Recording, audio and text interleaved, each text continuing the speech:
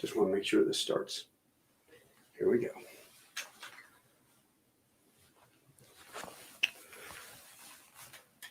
Oh my gosh. Good afternoon, ladies and gentlemen. Mitch Taco Bell, retired Marine Lieutenant Colonel. Today it is a real honor and extreme pleasure to be sitting talking to Colonel Dean Caswell, he was the last ace of World War II. And as I understand, the last surviving ace from World War II. We're down at his ready room, if you can see this beautiful display behind you. And we're going to talk about his time as a Marine, and especially flying the F4U Corsair, which is one of my favorite airplanes because, of course, I was raised on a steady diet of Baba Black Sheep when I was a kid. Robert Conrad, that was a great show. But I figured we could sit there and talk about stuff. So you were just telling me about Marines and character and the hard work that your father passed on to you. It's called work ethic. The whole thing started in terms of that subject. When I was 3 or 4 years old, I began to get chores to do on the ranch, and I was the only boy. There were 3 girls, all younger than I was, and Dad was an entomologist and gone a lot. So there was just me and Mom, and I had a lot of work to do to keep that ranch going. As a little kid, I didn't better myself much by moving to Edinburgh, Texas in 1934, because he got another big ranch, and I was left with the same thing again, with horses to break and cows to milk, and always had to get up at 5 in the morning and just had a job to do. And he taught me by himself with the help of my grandfather, who I'll talk about a little later. Let me get a sound check from everybody. Can you hear us okay? Can I what? I was asking everybody on the that's listening if they can hear us okay. And I believe we can. So where exactly did you grow up? I grew up in 2 places, Indio, California, in the desert, in Edinburgh, Texas, and the Rio Grande Valley of Texas. And from there, left home at age 18 after 2 years of college. And I had learned how to work, how to study, never quit, never give up. All those things I learned when I was a kid. And it fit beautifully into the flight training that I went into at the beginning of World War II. I ran away from home, by the way, with $35 in my pocket. That's how well planned I was. Oh, that is. I went without several meals when I was in Los Angeles looking for work, and finally got set up at Lockheed and got a draft notice. I joined the Marine Corps instead and applied for flight training. So when you joined the Marines, where did you have to go through training?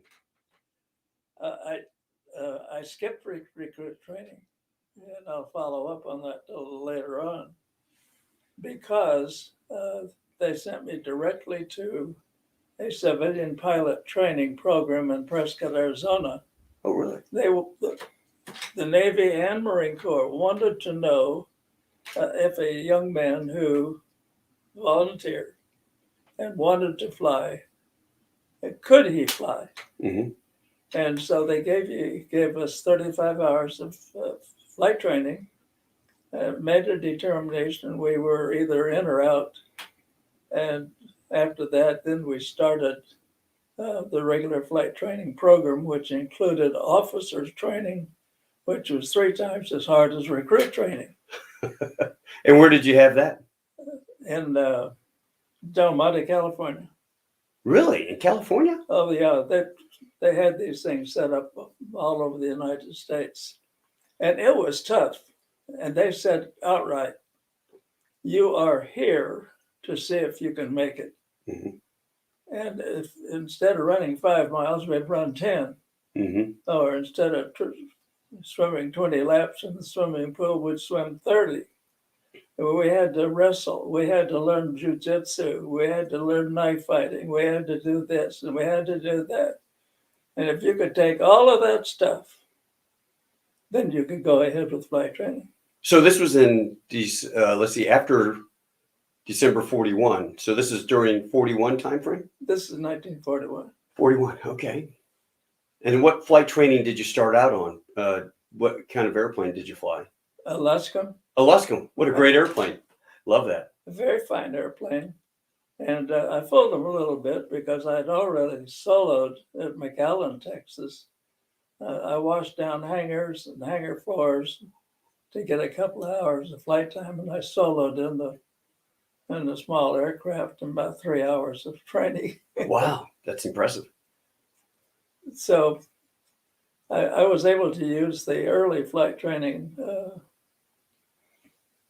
a lot when the next move was to fly the Stearman, the yellow peril, they call it. Yeah. You You got the model up there, right?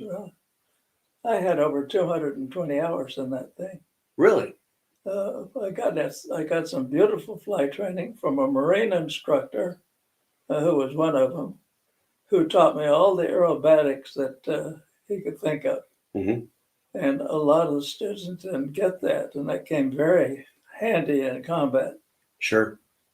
From there, I moved to Pensacola and had the several airplanes to fly before I got to the S&J. But it was a complete training program. I think the Air Force called it the 86. Yeah. They had 30 caliber machine guns. They could drop bombs. We had aerial gunnery practice, shooting at a sleeve. Hmm. And therein I found that prior to training in Edinburgh, Texas, in the use of a shotgun and shooting birds, where I learned to shoot 20 birds on the wing with 20 rounds. Wow.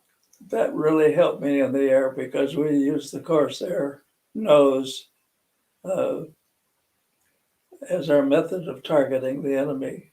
You guys didn't have a very good sight system? The sight we had was too primary, didn't give you much.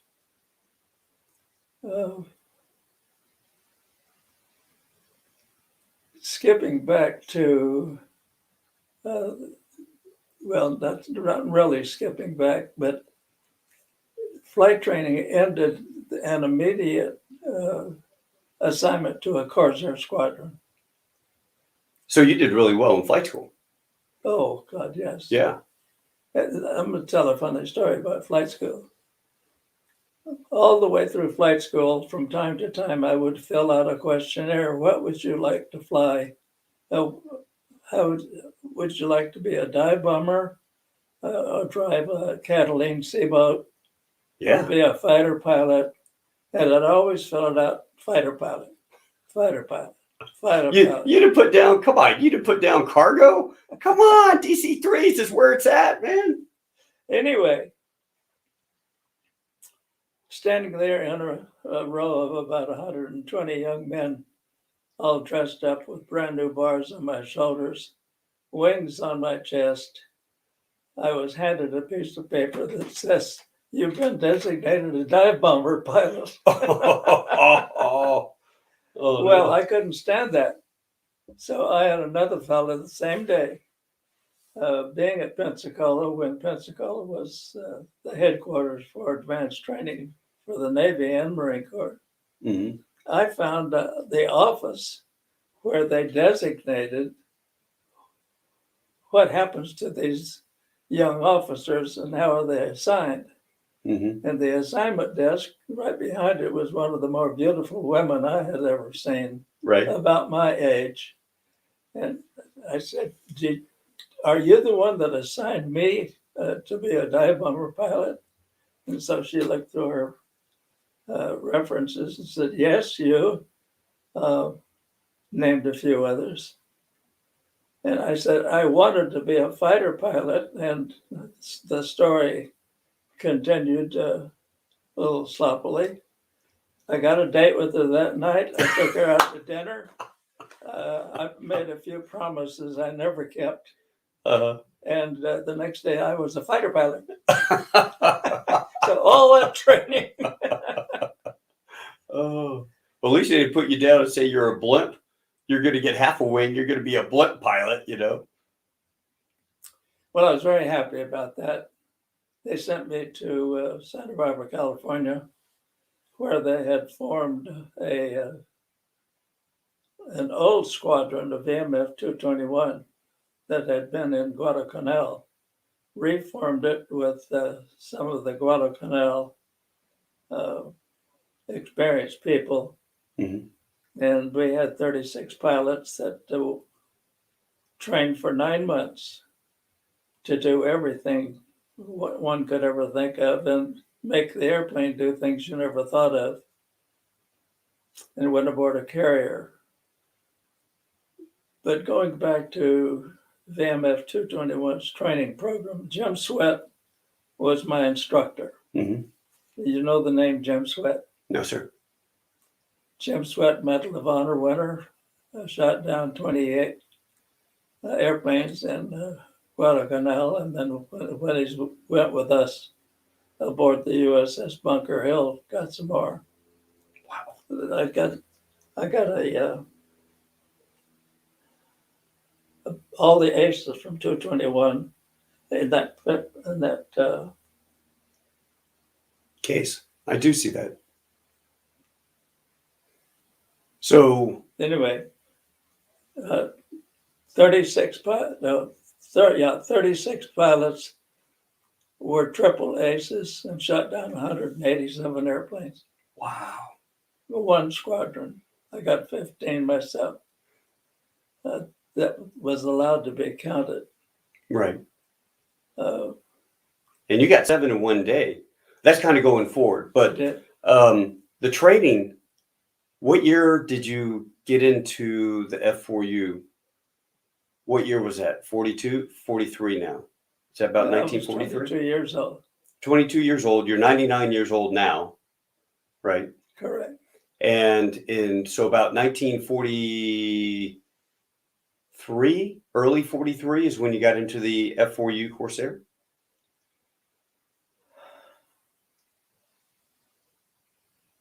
My total Marine flight training that the Navy had, not counting the Luscombe, mm-hmm. was 9 months. Oh, wow. Oh, okay. I had 9 months training. So it would have been 42 you were in there. It was true training. Right. The Jim Sweat out of Guadalcanal, where he got the Medal of Honor, knew all the tricks of the trade. And he had just flown the Corsair, the F4U 1A, they called it, mm-hmm. Just before he left Guadalcanal. So he had a good head start on using the F4D. I mean, the F4U 1D that we had. We could do 425 knots at 10,000 feet, full power. That was pretty good. That's a great airplane. It was better than 51. Mm-hmm. We could do more. We could carry more ammunition. We carried bombs. We carried air-to-air rockets. Air-to-ground rockets. And we had 6 50 caliber machine guns with 250 rounds in each gun. Nice. So that came in real handy when you took some time to get up to 20, 30,000 feet. Uh-huh. You had fuel and ammunition to do a lot of different things, depending on what you were called to do. So your squadron formed, you got together with all the guys. You guys had great training, well better trained than the adversaries. I mean, Oh, time-wise. So when you went into combat, you must have had a couple hundred hours by now. Maybe 200, 300 hours? I would estimate about 225. So you're just enough not to be scared and just starting to feel a little cocky. Well, back up. I have been asked the questions many times. Weren't you scared to fly, or weren't you scared in combat? You're damn right I was scared. I was dangerous. I was so scared. Especially coming back on board an aircraft carrier. Where did you do your initial aircraft carrier training? Which we had marvelous training for that. We were given 1 day to fly the squadron to Mojave, California, where they had another Marine base and a long runway. And we did what we call field carrier landing practice. We did that 4 times with an LSO out there making his signals. Each one of our 36 pilots went around 4 times under the control of a landing signal officer. That made us ready to go down to San Diego and fly out 100 miles to the USS Ranger. Right. And this was the boat that Doolittle had from he launched his 25 airplanes. I mean, not 25, the B-25. B-25s, right. We were given 4 landings on the Ranger, and we were qualified. Holy crap. No wonder we lost so many airplanes back then. And were you scared? You're goddamn right I was scared. So now it's pitching. Now it's pitching. And the unfortunate part, we actually lost 2 pilots just on the ground training, Right. field carrier landing practice. We lost 3 pilots who were trying to qualify on the Ranger. Oh. With so little practice, it was damn dangerous. Oh, yeah. Yeah, yeah. Because we had to make that turning approach. Yeah. 3 knots above stall. Because when you got to the LSO and it gave you a cut, when you took the power off, when he gave you the cut sign, that airplane dropped right like that. From 3 knots above stall, it went into a stall instantly. Right. And how did you see the LSO signals? The nose is so long on that F4U Corsair. I mean, because you're at a stall. Canopy back and our goggles down and looking outside like that. Oh my God. Well, I made 140 carrier landings off the Bunker Hill. Wow. That is very impressive. Now, were they all daytime or did you do nighttime traps as well? Without an accident. Knock on wood. So I was lucky. Yeah. Because we lost many that way. Did you guys practice night landings at all, or was it all day? No, we didn't practice, but I made one. Did you? We got sent out too late. The whole program during my tour of 1 year in the Pacific, which included Iwo Jima, Okinawa, and God knows what else.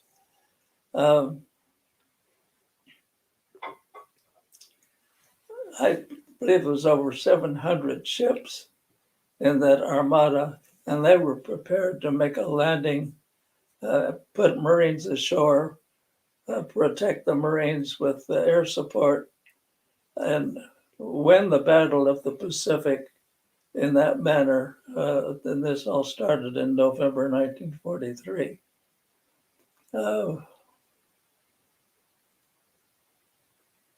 Things got kind of mixed up with all those ships running loose, and a general they were spread out a lot, but things didn't go according to timing, and which brought me to the question of night carrier landings.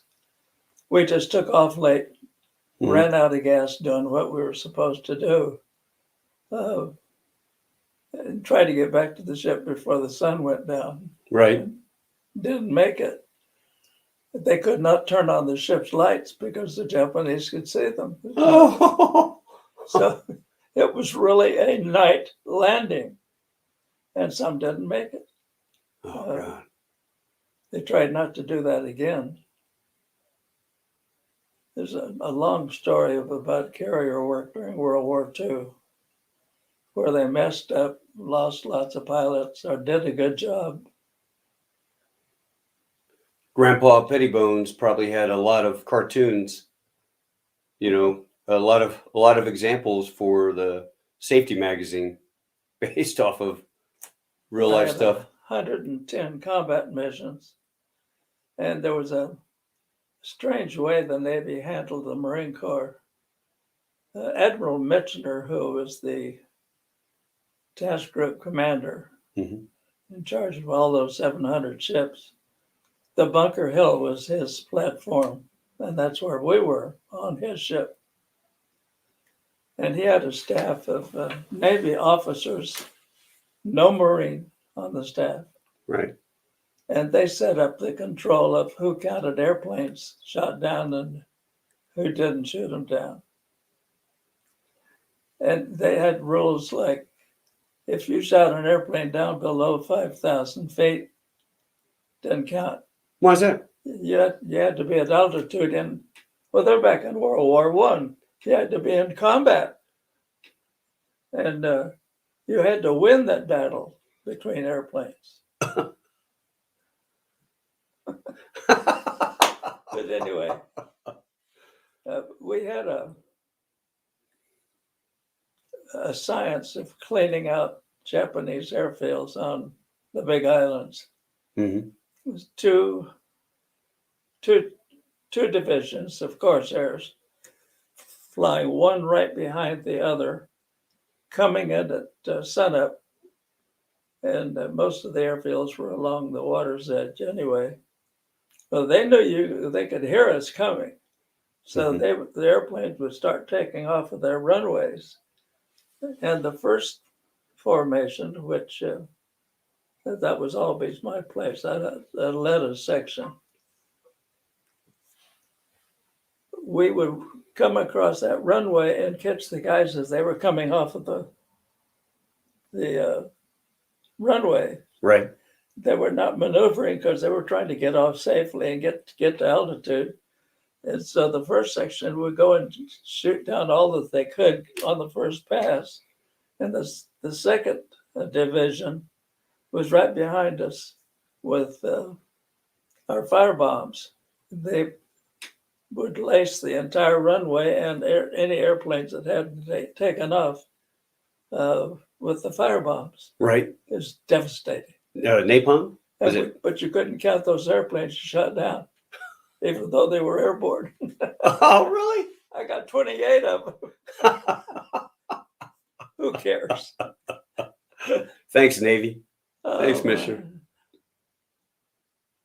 So how about you had 36 Marines on? So it's a Essex, Bunker Hill is a Essex class carrier, Yes, right? Mm-hmm. So you had, was it all F4U Corsairs on there? So you could change parts with the Navy No, or?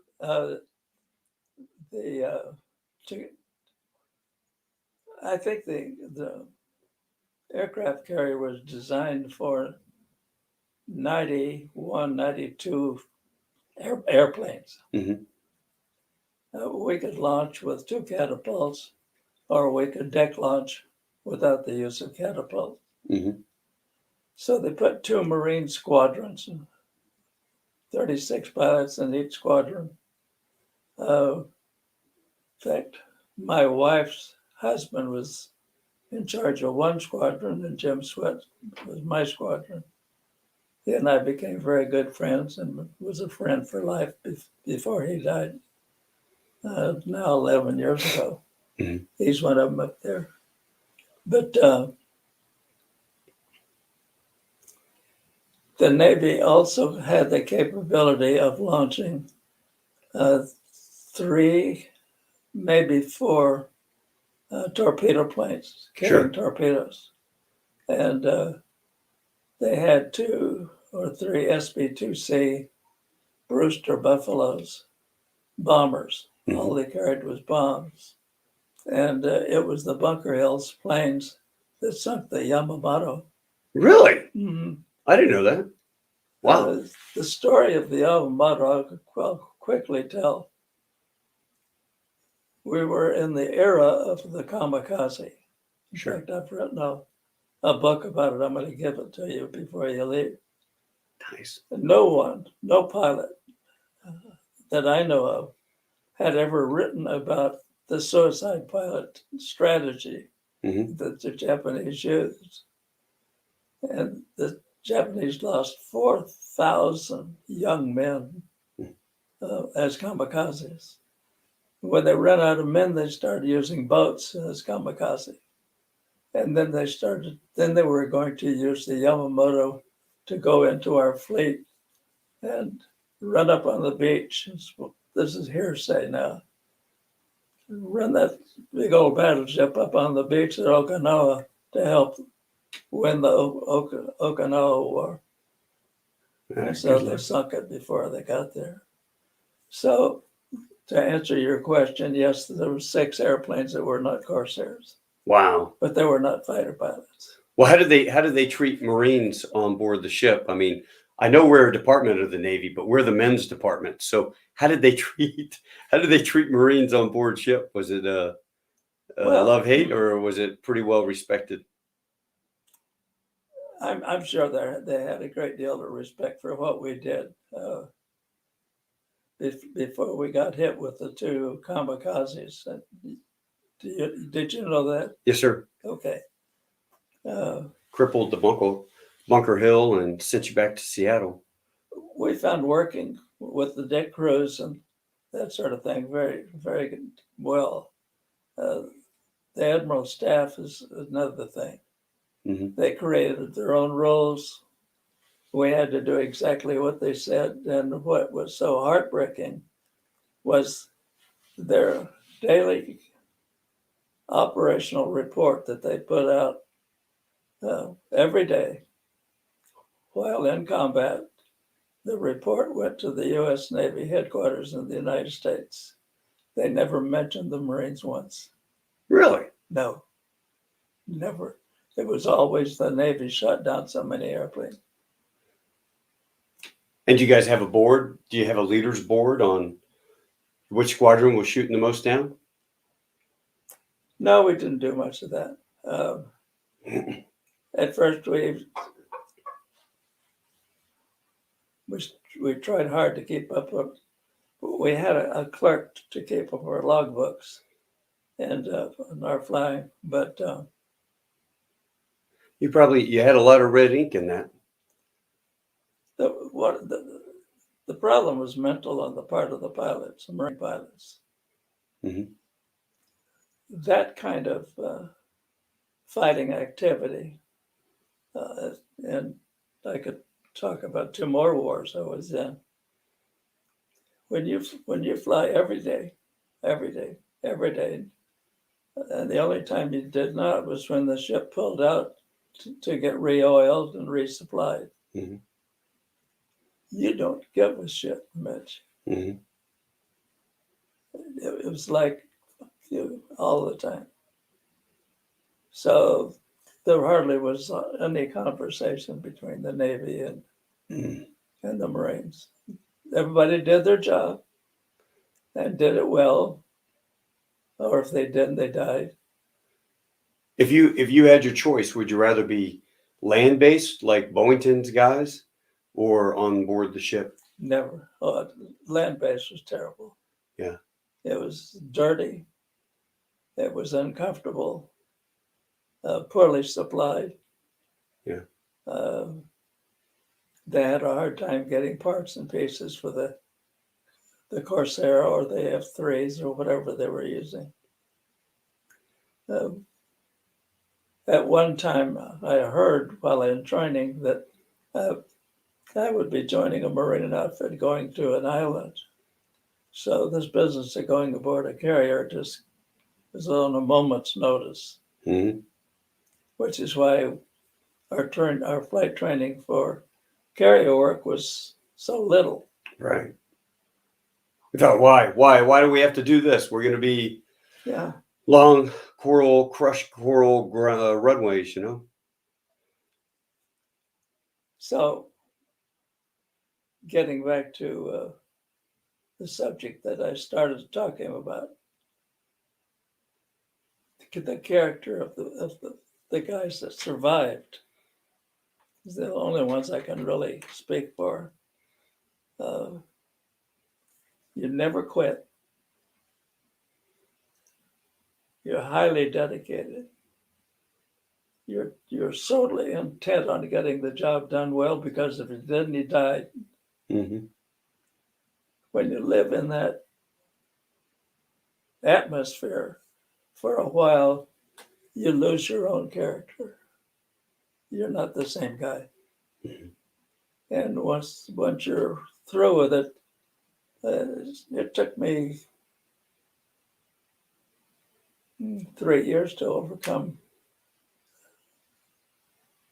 the person I had become. Right. In fact, I was going to write a book on it called "Whatever Happened to Col Caswell," because you changed. Sure. And you really were falling back on early life training and, what made you the guy you were. Mm-hmm. It's a very interesting subject. It is. It is. And it took 3 years for you to overcome that, just in time for you to pack up and go back over for Korea. Yeah, then I had 350 combat tours there. I spent 2 years in Korea. Did you really? I flew four different airplanes in Korea. What'd you fly there? Believe it or not, the F4U 5N. What is? They put a radar in the airplane. It didn't work. The idea was to fly at night and shoot down somebody. Oh, that had the big bulb on the left wing Starboard. radar or starboard? Starboard side. Okay. And we had the F7F Tiger Cat. I've got one in here. Oh, yeah. It had a little better radar. Then we had the F3D, which I trained for in the States. And we had a acquisition radar in the nose of that jet airplane that could spot a target 36 miles away. Mm-hmm. And it was the only fighter in the armed forces that could do that. So the Marines were asked to support the night bombing for the B-29s up on the Yalu River. Right, right. I got a beautiful story for that one. Okay. The MiGs caught on pretty quickly when they found that we were up there, and we'd set it about 24,000 B-29s to come in, about 21,000 to drop their bombs. And it was illegal to get anything over north of the river. Right. You heard that one before. Right, right. So they were very careful where they dropped their bombs. So we would hover above them in pairs, crisscrossing over their flight line. Uh-huh. And the MiGs would come up, and they were ground controlled by radar. Right. MiG-17 or MiG-15s. Mm-hmm. 15s, right? Yeah. What did I do? Say MiGs? Anyhow, it was the 15s. And then later the MiG-21. Mm-hmm. So we were slow. They were supersonic. We had Mach 0.91 as our max. So it gave them the advantage, but we had tail warning radar that could spot someone on our tail as far away as 2 miles. Right. And you'll love this one. radar operator sitting on my right side. I'm flying on the left. I've got a scope. He's got a big scope. Major, we got some guy on our tail. Okay? Wait till he gets 1 mile away from us, and we'd wait because the MiG is chasing us. Mm-hmm. He's And what found us by ground radar. And what are you flying? The F3D. F3D. Okay. Skynight, they called it. And they had a lot of gas. The story of it being born is quite a lengthy one and a mistake the Navy made. That's why the Marines got it. Here we are, Marines supposed to be supporting our troops at night. That was what we were up there for. We were all night fighters, flying either the Corsair or the F7F or the F4D. Oh, no, F3D.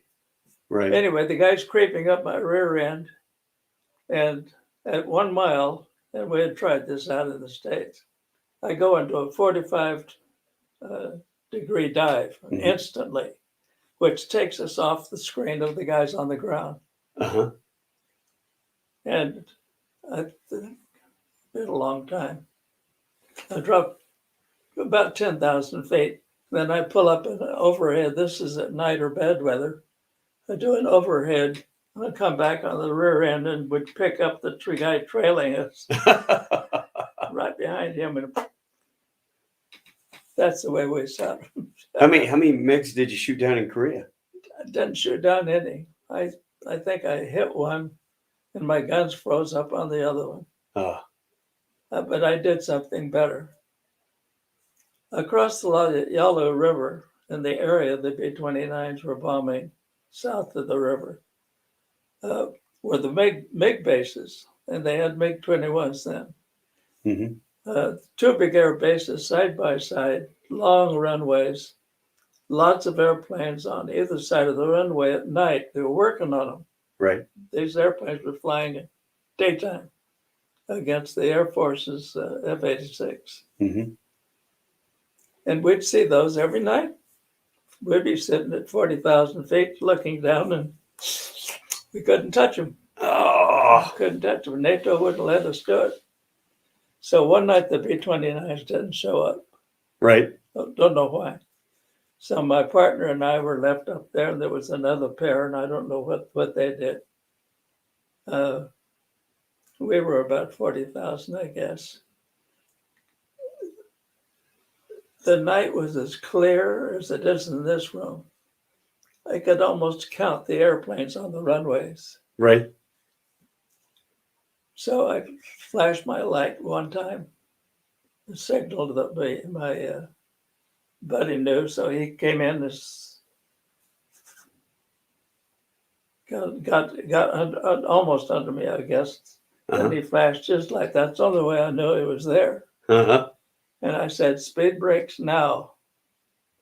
We had huge speed brakes, so we could get down easy. Right. Our two planes were aimed straight at those two runways. And they got complacent because they thought you wouldn't come over there. They were safe. Yeah. And again, there's two runways, and there's all these airplanes lined up on both sides, men worked on under floodlights. Right. And then I came up on the radio for the first time. No, second time. Speed rates now. And he stayed right with me. I said, right side, I take the left. He didn't say anything. We tried to stay off the air. I came down 500 feet over those runways. I got one side of 22 MiGs. Funny part of the story, we had taken off 300 miles away where our base was. Uh-huh. Rain, thunder, lightning. We took off in that crap because we were all-weather pilots. Right. Went off on our mission. Did our little illegal duty. Never really counted them, but I bet there was over 20 MiGs on each side. Big, long, 11,000-foot runways. We came home. We made, we had our standard TACAN and GCA approach. Mm-hmm. Landed in a heavy rain. Taxied up to a taxi place, and we got out of the airplane by an overhead latch or hatch. Uh-huh. I'm climbing out of the hatch, and here comes a guy out of operations officer.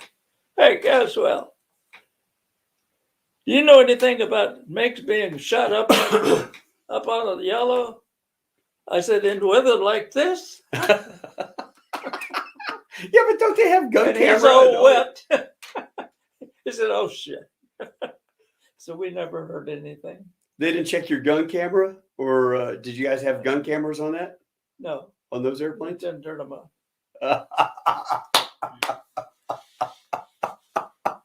Oh my God, that is awesome. Well, That is I just awesome. told you how we won the war. Yeah.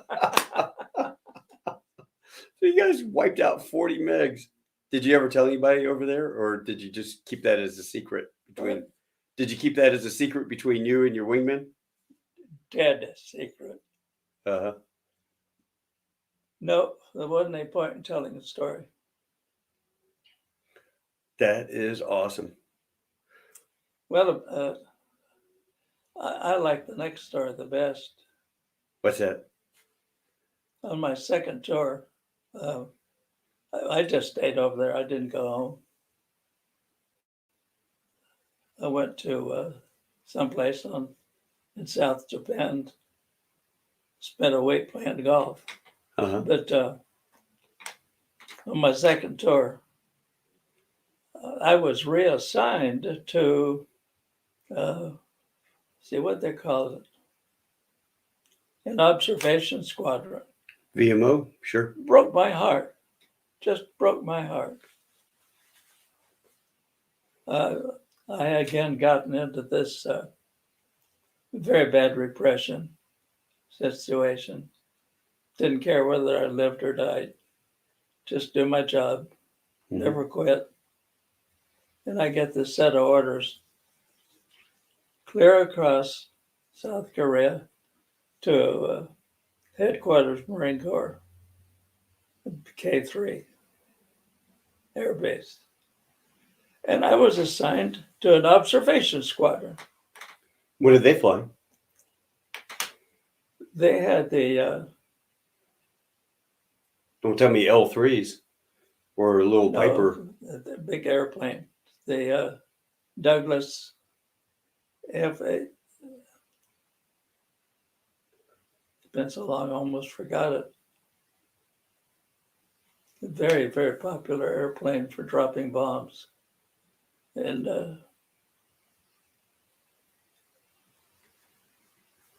Sky Raider, maybe? Sky Raider. You got it. Thank you. Yeah. We flew Sky Raiders. Had three of them. Mm-hmm. Had three airplanes.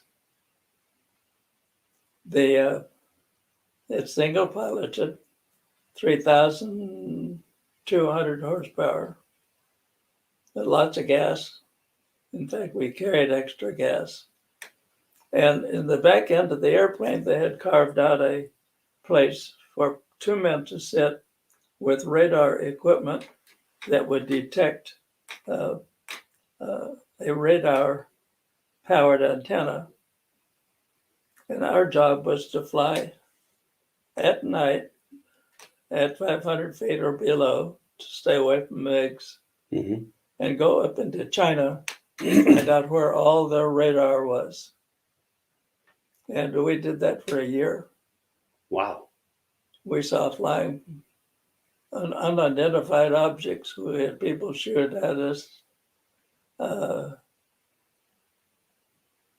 It was the most revealing bit of flying I have ever done. We didn't have any height finding gear to tell how high we were above the ground, but we stayed as low as we could. Did you Flying objects that come up and fly beside you. lights that turned red, white, blue, green, and go anywhere that you went. Wait a minute. You're talking like little UFOs. Mm-hmm. We're flying along with you guys in Korea? They flew with us, and we reported it. And I asked what happens to our report. They said we give them to the Air Force. We never did find out what they were. But Did you look at them as several like times the good luck guys in the charms? back seat wanted to jump out. Did you look at them as like good luck charms? I mean, they were kind of tagged along with you, or how big do you think they were? Impossible to tell, because if you don't have a very good horizon, you can't compare Sure. size. So they weren't super close to you then. But well, it looked like they would come. They were almost as big as the airplane. Right. Round balls of light that would turn different colors, and always the same kind. And we had others that had been sighted that were round and were going this way, but these would just flash like that. A couple of guys in the back seat coming back one night. One latched onto my starboard wing. I was, get that son of a bitch. I said, "You guys strapped in?" "Yep." "Hang on." So I did a couple of snap rolls and passed a real hard turn to the left. Yeah. It's right there, regardless of what I did. Wow. So go down, he's right there. Go up, he's right there. So that was very, very interesting. You know what? I interviewed We did that for a year. a year. You had those things out there, and would they speed off away or? Oh, they just disappear. Yeah. One intelligence officer attached to our observation squadron, of course, had to write all of this down. And he said, "I figured out what they are. It's Venus setting." Oh, Venus, huh? Venus setting. What was behind that, we learned later. There was a plan to invade China. That was MacArthur's job. He got fired for it too.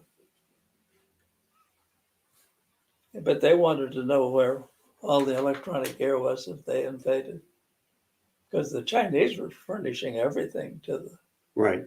North Koreans. That's kind of a summation of my flying. I had 10,000 hours of flight time.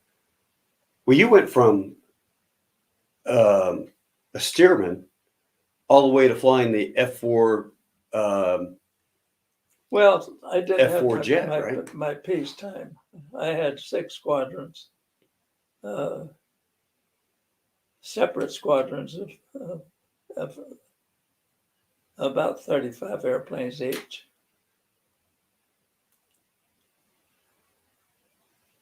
Did you ever know the Great Santini?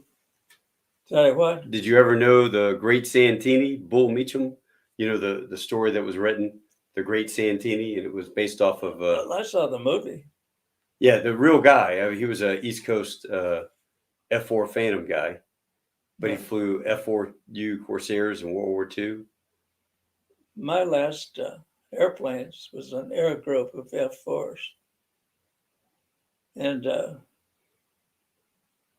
I had just finished as commanding officer of 22 Crusaders. There's one up there. Right. And that was kind of an interesting story in itself. They had a meeting of NATO over in Europe, in Paris. And the Marine Corps was there. The commandant of the Marine Corps. Mm-hmm. No, the chairman of the board, I guess. So. was there. He came back with the information that Norway had a complaint. They had an agreement from the United States that in the event the Russians came over the top, the North Pole, which they had before, if they came over the top, we would furnish a landing force and an Air Force cover for the landing force. Mm-hmm. And they pointed out to the board meeting that there are no, this 1963, there were no navigation facilities up around the North Pole. In fact, nothing north of Nova Scotia. Mm-hmm. So it was impossible for them to carry out the mission. They wanted to know what they're going to do about it. And Chief of Staff held a meeting of which the Marines were there, Navy, Air Force, told them of the problem, said, who here can navigate where there are no navigation facilities? Or maybe, I think it was discussed, they could maybe aerial refuel some way. Nobody. Marine Corps, headquarters Marine Corps. Commandant says, the Marines can do it. Boy, don't you think the Marine Corps bubbled there for about 3 weeks trying to find somebody who could do it. Celestial navigation. My Crusaders had just finished their refueling. Uh-huh. I had the only squadron, all the other airplanes flying around, fighters that could aerial refuel. So I was given the job of proving that we could furnish air support Right. in northern Norway above the Arctic Circle, based out of a place called Budu. Yeah, I go to Buda. You know where Budu is? Yes, sir. I've gone there a couple times for exercises. It's cold. Well, I guess this was before you came up there, because I thought we were the first Americans that had seen the Budu. Oh, no. This is the 90s. Anyway, we aerial refueled 9 times. We had your C-130s. Right. 9 places up along the shore through Goose Bay and up going across northern Greenland and winding up at Budu. Never having landed there, I had a piece of paper with landing instructions on how long the runway was. Right. And know all those mountains that are around there. Yep. Well, we came in there and my boys, I had trained them all to be good all-weather pilots because I had been for years. And I was sure glad, because when we got there after refueling 9 times, we picked up the TACAN signal, reported in for landing with 22 airplanes. And we took them 2 at a time and came down to followed GCA down from the 10,000 feet that we started. Mm-hmm. And we landed 22 airplanes without anything happening. Wow. And that's with the Shamrocks. Shamrocks. Yes, sir. And there's a picture of them right there. Oh, yeah. The 333. pilots and the airplane. And nobody had done that one before. Oh, that is awesome. That is awesome. 333. There Anyway, we go. I did a tour in the Blue Angels, or a partial tour. I got hit head on by a drunken illegal alien while I was there. Spent 2 years in the hospital. That changed my attitude a little bit. Right. What airplanes were you all flying the Blues at that time? A Grumman.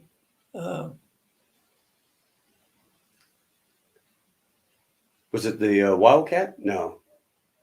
No, they were jets. Oh, okay. It was the first one with the Coke bottle fuselage. And my memory's not good enough to remember the name now. They had so You know, many I'm jets losing back my then. I memory. don't know that. My memory used to be as sharp as a tack. Well, you know what? You're 99 years old. If I can just be a tenth of the Marine that you are right now, I'm doing all right. Okay. So don't worry about it. I guarantee you there are people out there going, well, I'm only 45 and I got up and I can't remember why I went into the kitchen. So don't worry about that. That's all right. Well, amongst all the stories that I've told, or the few that I've told today, I have many stories in those 10,000 hours of flying. And so I've written 5 books. Wow. I'm going to give you one. Do you have them? Do you have them handy? Can people buy them off the internet, or Pardon? are they still being published? I publish them myself, and I give them to people that I like. And once in a while, if I go to an air show, I've been asked to bring a few that people can buy. But that's not why I wrote them. I wrote them because all those years in the Marine Corps, my family of 7 took a beating. I was not a very good father. I was one hell of a good Marine, but I was not a good father. So I wrote the books for them, told them the stories that I'm telling you, all of it factual, as much as I could. Mm-hmm. And I've been doing that for about 15 years. That's fantastic. It takes a while to write one. Can I get back to a second? Circle back. Yeah. In Korea, the lights that you saw off the side, was it Venus or was it something? It was something else, right? It was a facetious remark. Oh, okay. Okay. Because I have a buddy. He wasn't a pilot. Right. It was just guys taking notes of what we saw. And we wanted to know what they were. Had you ever heard of Foo They scared the Fighters? shit out of me. Did you ever hear of them, the Army Air Corps guys calling them Foo Fighters over in Europe back in the day? They called them what? Foo Fighters. Foo. Foo, F-O-O, Foo Fighters. No. I don't know why, but that's what they called them. They were little balls of light that would follow the B-17s on the missions or whatever. And I interviewed a Marine buddy who he went to the Naval Academy after enlisted stint. And he was the squadron CO of an F-18 squadron when he took off on the carrier off the coast of California. And they got vectored. They said, break, real world. So these 2 Marines are out there waiting to attack the carrier, and they're supposed to attack these guys. Well, they get break off, and they go out to go see what's going on. And he sees this thing about the size of a 737 fuselage down in the water. And he thinks, oh my God, we're doing SAR rescue, maybe. And so as he's flying overhead with his wingman, he sees this object about the size of an F-18 airplane, and it's darting. It's just kind of doing this, going back and forth. And they called it a tic tac because that's what he said it looked like, a tic tac, just a cylindrical tube.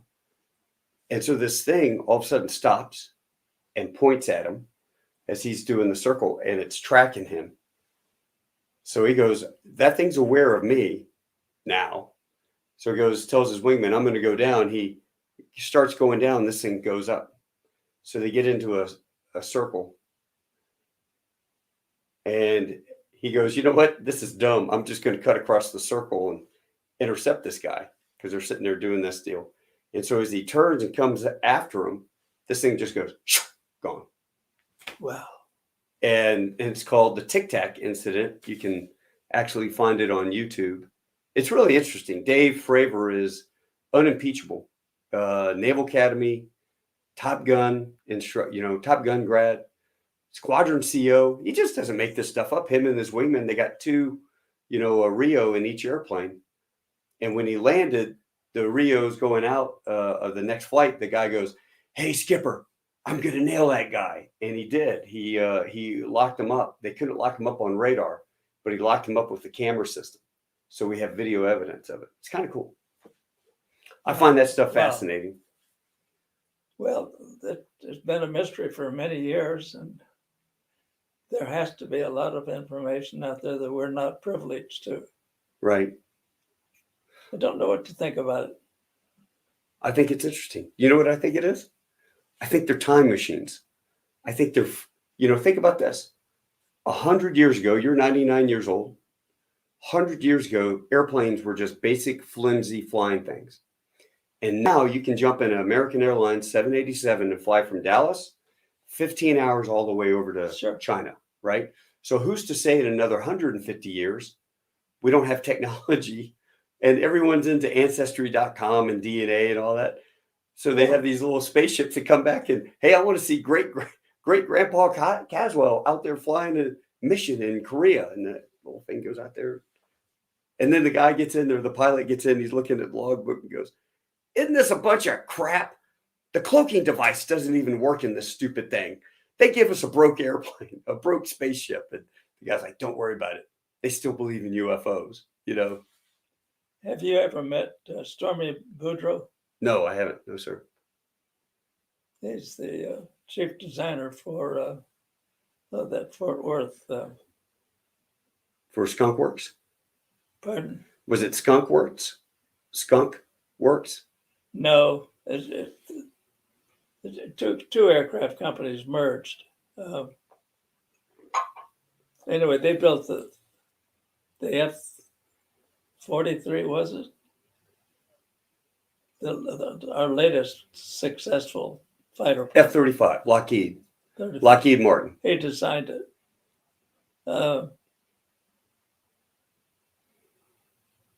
No, I haven't met him.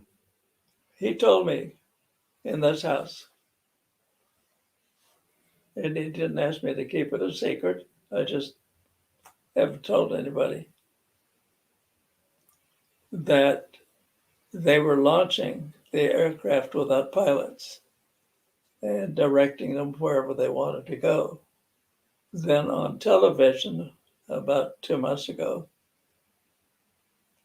some reporter got a hold of the fact that one of our latest fighters had shot down a Russian airplane over there in Asia someplace, unpiloted, but directed from Philadelphia. What? Unpiloted aircraft shot down the enemy and was directed by a person in Philadelphia. How long ago was this? Was it, recent? 2 months ago. Really? And that's the only time it was on. Apparently it shouldn't have been on. Then my wife, my daughter, who used to live across the street and just moved, her boyfriend of some 25 years has been designing satellites to shoot down other satellites. Yeah. And he said they've done it. Wow. And that's all he said. He said, we do it. We know how to do that. So a lot of things happening. Let me ask you this, going back to World War II. When you went to Iwo Jima, how was that covering the Marines on the landings? What did the invasion of Iwo Jima look like for you on the air, in the air? Task Force 58 had 14 carriers. I think 9 of them were the Essex class, and the others were smaller ones. For Iwo Jima, Michener sent the Bunker Hill, and I think there were 4 other carriers. The reason I say I think so, the weather was absolutely miserable.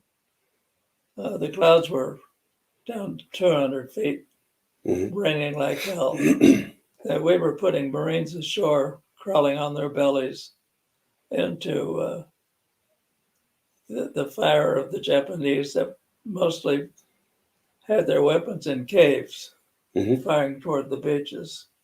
So our job as directed and tried to explain to us was you take off the carrier, 200 feet ceiling, and you fly to Iwo Jima, and you'll be in touch with ground control, and you try to hit those guns in those caves. Mhm. So we used our air-to-ground rockets, and we also used 500-pound bombs on the Corsair, and we'd fly right into the mouth of the caves, not any higher than 200 feet off the ground or some variation in there, depending on how bad the rain was, and would fire our missiles right into those caves. Were they that accurate? Pardon? Were the missiles that accurate? Pinpoint? I mean, were they pretty good? Oh, fair to middle. Yeah. They sprayed. We had 4 on each wing, and you could fire them in ripple. Choo, choo, choo, choo, choo, choo, choo, choo, choo. So the airplane didn't do this. Mhm. Now, to do that, we tried to use 250 knots, 300, something like that. Mhm. That mountain comes up pretty fast. Sure. Yeah. So, and we didn't see it real quick because of the rain. And we had 3 days of that, and we lost pilots. Oh. They ran into the hill or something. And those poor bastards on the ground crawling on their hands and knees. Yeah. We did that for 3 days. Wow. And I can't say that we had won that particular battle, but we must have shortly thereafter. But we gathered forces and joined other carriers and headed for a major attack on Tokyo. Mhm. We sent 400 airplanes on one attack, led by Mary Sesman. Mm. And we voted en route to not bomb the palace. The pilots all voted. Michener asked for the vote. So they bombed everything but the palace. And we had several raids like that, where we would use large numbers. So you flew F4U Corsairs into around Tokyo? Well, Tokyo was on the island of Honshu. And in World War II days, Honshu was just nothing but air bases and aircraft manufacturing plants. Mhm. You had targets everywhere, right around the town of Tokyo. Mm. So we really didn't bomb Tokyo so much as we tried to clean up what was around there. We lost a lot of airplanes. We lost 2,000, but we got 4,000 Japs. So if you could live with those figures. Yes, sir. How about when the Bunker Hill was hit by 2 kamikazes? You happened to be the ODO that day? I was the squadron duty officer that day. That was 2 days after I shot the airplane, 7 airplanes down. And the Navy didn't want to give me credit for it. No, you didn't do that. Were you there? No. But anyhow, I was having a cup of coffee with my wingman, who I kept with me. His name is John McManus, a fine, fine man. Mhm. And he was with me in that fight. And he got 6. Wow. We both got the Silver Star. Not by the Navy. The Marine Corps gave us the Silver Star. Right. 4 years later. Anyway. No animosity towards the Navy. None. I was below decks in the officers' mess having coffee when they hit almost simultaneously. Mm-hmm. Jim Sweat was bringing back a group of 16 Corsairs that had been on some mission, and these two guys flew right under them, so the radar didn't pick them up. Oh. And they were each carrying 600-pound bombs. Uh-huh. They always carried something. Uh, the air conditioners for the ships in those days was not refrigerated. They're just big fans. And those fans were not turned off after we were hit, and all that smoke was blown down to the in below decks. And John and I climbed out of the fourth deck below the hangar deck, which is where the officers' mess was. And I had to climb with him hanging onto my coattails. All the lights went out, of course. Where did you find oxygen masks to put on? We were carrying gas masks. Oh, you guys carried them. That was one of the things that we just poo-pooed the Navy about. Why in the hell would pilots carry gas masks when they were aboard ship? Did everybody carry them? They didn't all use them, but they didn't all carry them either. Right. The ones that were down in the engine room for damn sure didn't carry them. So that gave us about 5 minutes of crawl time. And I crawled on bodies that were 3 and 4 deep in the hallway. Got to the stairway, couldn't see anything. And I was running out of air. John right behind me, and there was a sailor behind him hanging on to him. I learned later. And I got to the door that opened up on that stairway, and it was locked. And I grabbed a lantern that I felt on the wall, what they call it, a ship's battle lantern. They're about that square. Mm-hmm. I grabbed that and I beat on that door until somebody opened it. And we lost the sailor behind us, but I got John with me. So we got out and fought on the hangar deck for 4 days and 4 nights. Fought fire. We lost 882 men. Wow. The kamikazes had won that battle. What happened to Sweat and the 16 Corsairs? Where did they go to? They landed on other carriers. How come the Marine Corps didn't take all of you guys and put you with the airplanes on the other carriers and reassign you? How come they sent you all back? Because it's not like you could do ops off of the all I can tell Hill. you is what happened. The cause of orders being whatever they were, I don't know. They had the Pacific Fleet had established headquarters at a place called Ulithi. Mm-hmm. And it was an island lagoon. That lagoon held 700 anchored ships. Mm-hmm. What a target for the Japanese. But it was a long ways away, about 3,000 miles from Tokyo, or the major islands. And a heavy cruiser, I can't remember its name, it's not important, tied onto the Bunker Hill to pull it out of combat while it was still burning. Mm.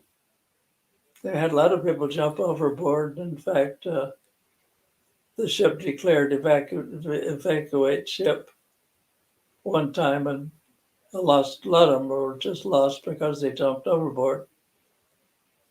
But there were a few of us that stayed and fought fire. We had Corsairs loaded with rockets on the hangar deck. So we're laying flat on our chests with a hose about that big around with 200 pounds of water coming out of it. Took 3 of us to hold it.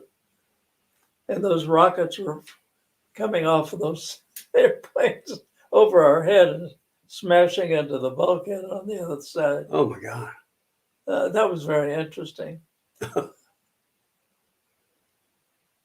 So while we were doing all of this, the heavy cruiser continued towing us. We didn't know where, but it wound up, they were headed toward Ulithi. Because we got the fires out, somebody made the decision, if we can get to Ulithi, we can repair one of the engines. Mm-hmm. Maybe they thought they would save the ship some way. And they did repair an engine, and took us 3 weeks to get to Bremerton, Washington, where we offloaded, and it stayed there for a long time. Mm. They gave up on trying to fix it. It finally was kept afloat and hauled merchandise somewhere. So they never sent you back. That was it. You're done for the rest of the war, and then the war ended, right? No, Or did they send you back to the Pacific? I think the atomic bomb was dropped not too long after that. Mm-hmm. I was ordered back to El Toro.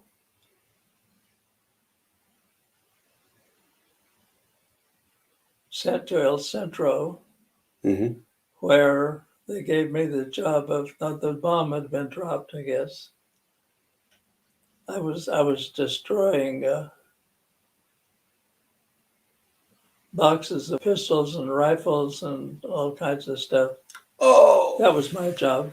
Oh no! I kept one pistol. It's in the office now. But Good on you. brand new. What a waste. The Congress had voted not to bring home any merchandise from the Pacific, because it would be in competition with the U.S. merchants here in the United States. So we were burning them. We gave the Philippines. They gave the Philippines, I think, over 150 Jeeps. Oh my They wouldn't gosh. allow the Jeeps to come home. Isn't that amazing? What a waste. And then they put me on a military leave of absence. I had been promoted to captain. Mm-hmm. They jumped first lieutenant. And I thought, well, that's just fine rest. I found out 2 months later it was without pay. Thanks. Hey, thanks, Uncle Sugar. So I went to work for a painter, painting houses and bathrooms. Where was that? Until that was in Connecticut. Oh wow. I picked up a girlfriend along the way, but that's another story. So we have to do a part 2? But I finally got a letter from Norfolk, Virginia, or to report to Norfolk, Virginia, for a board appearance to keep me in the service. I already had applied for a regular commission, Mm-hmm. and they wanted to verify that. So I got my captaincy back, was sent to a squadron at Cherry Point, North Carolina. All right. Corsair squadron. And they had a carrier waiting for me, and we headed for Africa. Wow. I was aboard 8 different carriers at one time, So, or another. how many carrier landings do you think you have in total? 410. 410 landings. Wow. They're in my logbook. The reason I know that, I got in an argument with Richard, is a Air Force, no, a Navy guy. He was Spanish. I got in an argument with me, and he got out his logbook and I got out mine, and he beat me by 10. He was the only Navy pilot in World War II to shoot down a German fighter. Oh, really? Where did he come across that? They had put him on an escort carrier with about 4 F4 Wildcats. to provide protection to the large number of ships, cargo ships, that we were feeding to Europe for the war. Mm-hmm. And the Germans would come out and try to sink those ships with airplanes sometimes, as well as subs. Wow. So he shot down one. Oh, So made him famous. wow. He made a lot of carrier landings. What was your favorite airplane to fly? Corsair, Crusader. And how about biplane? Biplane? Yeah, was the Stearman the only Oh, biplane you ever flew? You couldn't beat the Stearman if you had a stick. Because I owned a 1929 Fleet 2 biplane. But there were several Stearmans. You have to be a little careful there. Yeah. Boeing made them. Right. I don't know how they got the contract, but they did. And I understand, Mitch, that the Germans were using them for trainers too. I don't know how that worked. Really? Uh-huh. I didn't know that. I've never heard They that. were also using Texaco gasoline. I've never heard that. You just found out. You guys heard it here on Tall Tales with Taco, Tall Tales with Dean. The Germans were flying Stearmans in training. I knew they were doing gliders and stuff, but big glider fanatics, but I didn't know that they had Stearmans. That is amazing. So you retired in 1968. You were looking at Brigadier General and you just said, I'm done. I couldn't accept it because that would have immediately sent me back to Vietnam. And I would have been assistant wing commander. And you'd already done a tour over in Vietnam? Pardon? Had you already done a tour in Vietnam? I was in the PR in the fiasco, but I had a reserve air group of F4s in Japan. Mm-hmm. So I qualified myself a little bit for that, but as a matter of interest, I was heavily decorated for World War II. My attitude toward the Korean War, which I opposed, so the whole Marine Corps did. I didn't accept any medals or anything from the Korean or Vietnam War. Mm. I was on the board of my second tour of Korea on the awards board, and I disagreed so violently with giving awards for building shit houses and things like that. Yeah. That I resigned, and I said I'm not going to accept any awards. I don't need them anyway. Did you? I haven't. Did you ever run across Ted Williams when you were over there? Ted Williams? Uh-huh. Did you fly with him? I know the name. Baseball player. He flew the F9s, and Right. I think he crashed one. Or John Glenn? Was he? He was there. Tyrone Power was.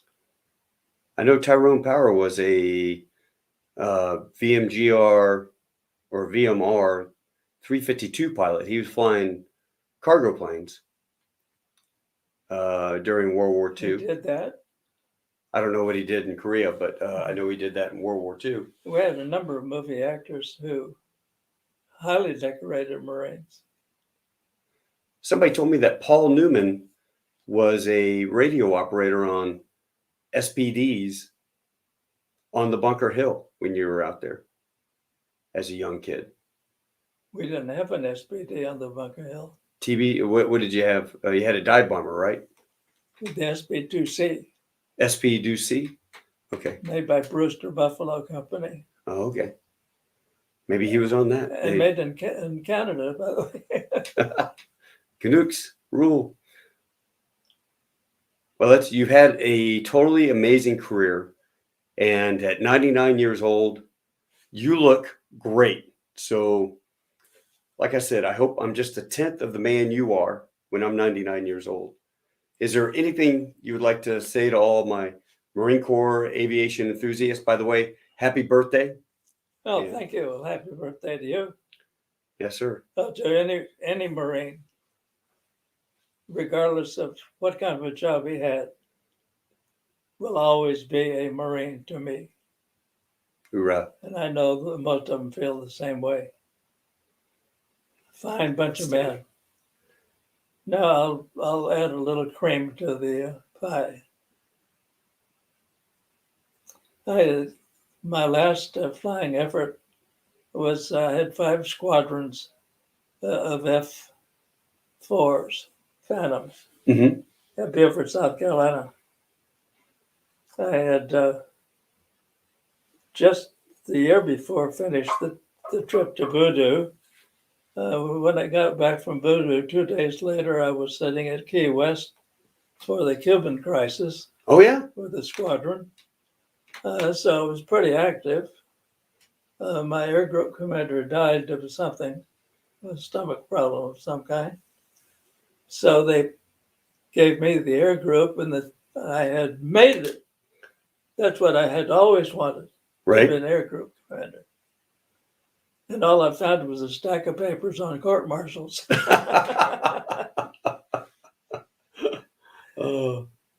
Well, so I had a mentor on the promotion board, I think. He called me and told me that I was being promoted to brigadier. And I said, I just got the job here as an air group commander. He said, well, I can't help it, but you'll get the word, but you have to serve time with the ground pounders. So I became the chief of staff of all Marine recruit training at Parris Island. Now there is my hero story right there. Right. I survived. Oh my gosh. Well, I was just looking through to see if anybody had questions for you. We have a lot of people that are actually watching this, and we've been talking for an hour and a half, sir. I just want to say thank you so much for your service to the Marine Corps, because as a Marine, we are living as young Marines on the shoulders of giants like you. Well, and I just want to say thank you, sir. I thank you. You bet. God, this has been my pleasure. This has been an honor. And ladies and gentlemen, I hope you've enjoyed this. It's impromptu, in person, and I can't believe that the Colonel granted me the chance to come out here. This is a life-changing experience for me, especially probably the highlight of talking to all the vets that I've had. So I hope you've enjoyed it, and we will hopefully see the Colonel again one day soon. And thank you very much, Mitch. Thank you, sir. Let's see. Mateus says, thank you for your incredible service, sir. We are grateful for your sacrifice. Bill Becker, who's a retired Marine colonel, says, salute. We got Desi, another Marine. Awesome memories, great stories. Simplify, sir. Michael Sheriff, this guy is awesome on so many levels. Yes, he is. And he looks younger than me, Taco. Yeah, you do look young. So I also have a friend, Coy. He owns a PBY. Would you like to go fly in a PBY Catalina? No, thank you. It's an incredible airplane. Really nice. Well, this is going to end the show. Thank you again, Colonel, and you have a great day until we see you again soon, sir. Hoorah. Thank you.